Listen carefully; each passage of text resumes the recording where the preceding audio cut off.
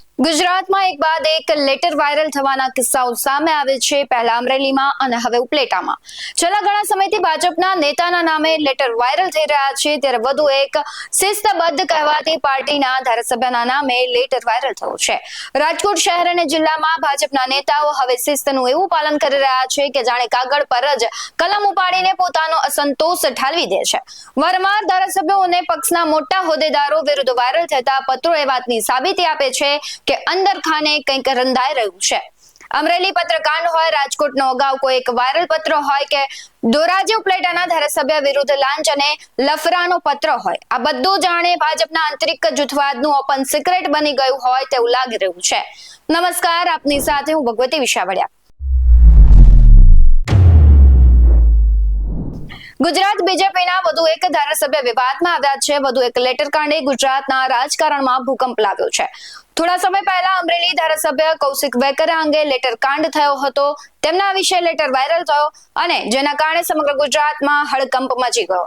હવે ઉપલેટાના ધારાસભ્ય દ્વારા ઉઘરાણા કરતા હોવાનું લેટર વાયરલ થતા હડકંપ મચ્યો છે। ઉપલેટામાં ધારાસભ્ય મહેન્દ્ર પાટલિયાના નામનો ભ્રષ્ટાચારનો લેટર વાયરલ થયો છે અને રાજકારણમાં ગરમાવો આવ્યો છે। ધોરાજી ઉપલેટાના ધારાસભ્ય મહેન્દ્ર પાટલિયાના મળતિયા દ્વારા દરેક કચેરીમાં ઉઘરાણા કરતા હોવાનું લેટરમાં ઉલ્લેખ કરવામાં આવ્યો છે। વાયરલ લેટરમાં ભાજપ શિસ્તબદ્ધ પાર્ટી હોવા છતાં ઉપલેટાના ધારાસભ્ય ભ્રષ્ટાચાર કરવામાં ગળાડૂબ હોવાનું લેટરમાં ઉલ્લેખ કરાયો છે। ધારાસભ્ય દ્વારા નાના કોન્ટ્રાક્ટરથી લઈને મોટા કોન્ટ્રાક્ટર પાસેથી ઉઘરાણા કરતા હોવાનું લેટરમાં આક્ષેપ કરાયો છે। ધારાસભ્યના મળતિયા દ્વારા પોલીસ સ્ટેશન, પીજીવીસીએલના એન્જિનિયર પાસેથી, તાલુકા વિકાસ અધિકારી પાસેથી, મામલતદાર પાસેથી, ડેપ્યુટી કલેક્ટર પાસેથી હપ્તા લેતા હોવાનું લેટરમાં આક્ષેપ કરાયો છે। નગરપાલિકામાં છેલ્લા 2 વર્ષથી ચીફ ઓફિસર સાથે મળી ભ્રષ્ટાચાર આદરતા હોવાનો લેટરમાં ઉલ્લેખ કરાયો છે। નગરપાલિકાની ચૂંટણીમાં પણ જેને ભાજપ સાથે કોઈ લેવા દેવા નથી તેવા લોકો પાસેથી કરોડોનો વહીવટ કરી ટિકિટ આપ્યા હોવાનો લેટરમાં ખુલાસો કરાયો છે। ઉપલેટામાં આવો લેટર વાયરલ થતા ચારે બાજુ ચર્ચાનો વિષય બન્યો છે। આ લેટર અંગે ધારાસભ્ય મહેન્દ્ર પાટલિયાની પ્રતિક્રિયા સામે આવી છે, તેના પર નજર કરીએ। આજરોજ મારા વિરોધમાં આક્ષેપ કરતી કેટલીક પત્રિકાઓ વાયરલ થયેલી છે।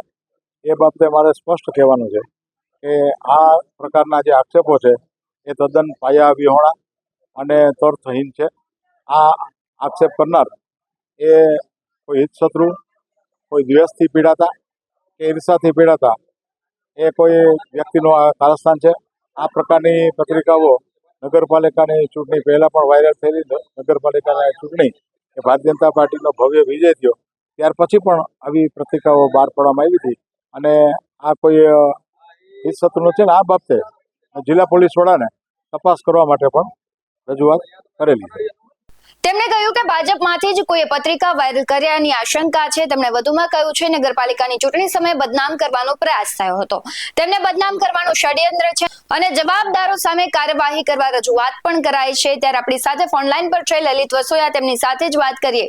લલિતભાઈ, ગુજરાતમાં અવારનવાર લેટર કાંડ સામે આવે છે। ફરી એક વખત ઉપલેટા અને ધોરાજીના ધારાસભ્ય છે તેના ભ્રષ્ટાચાર કર્યાના આરોપ સાથે એક લેટર વાયરલ થયો છે, શું કહેશો? આજે પ્રિન્ટ મીડિયા અને ઇલેક્ટ્રિક મીડિયાના માધ્યમથી મને જાણવા મળ્યું છે મહેન્દ્રભાઈ પાટલિયાની બાઇટ પણ મેં જોઈ છે, સાંભળી છે જી, અને એ સ્પષ્ટપણે કહી રહ્યા છે કે અમારા જ અસંતુષ્ટ લોકો દ્વારા મારી ઉપર ખોટા આક્ષેપો કરતી આ પત્રિકાઓ વાયરલ કરવામાં આવે છે અને એને એ પણ કહ્યું કે એસપીને આ અંગે મેં ફરિયાદ કરી છે।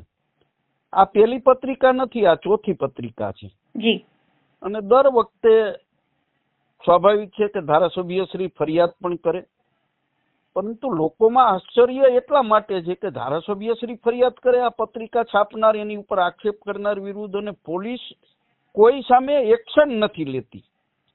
અમરેલીની અંદર ધારાસભ્ય કૌશિક વેકરિયાની સામે પત્રિકા બહાર પાડવામાં આવી આક્ષેપ કરતી, તો ગુજરાતના ગૃહમંત્રી ડાયરેક્ટ સૂચનાઓ આપી અને પત્રિકા કાંડની અંદર સંડોવાયેલા લોકો ઉપર કાયદેસર પગલાં લે, એનું સરઘસ કાઢે, તો અમારા ધારાસભ્ય શું ભાજપના અણમાનીતા ધારાસભ્ય છે કે એની ફરિયાદ ઉપરથી કોઈ સામે એક્શન લેવામાં નથી આવતી? આવા પણ લોકોની અંદર સવાલ ઉઠી રહ્યા છે। પરંતુ જે પ્રકારે લલિતભાઈ જોવામાં આવે કે ક્યાંક ને ક્યાંક કાર્યકર્તાઓ છે તે જ આ નામ પ્રત્યે જે રોષ વ્યક્ત કરી રહ્યા છે અને ક્યાંક ને ક્યાંક તેમનું પણ નામ આવી રહ્યું છે. શું કહેશો કે ભાજપમાં જૂથવાદ નડે છે?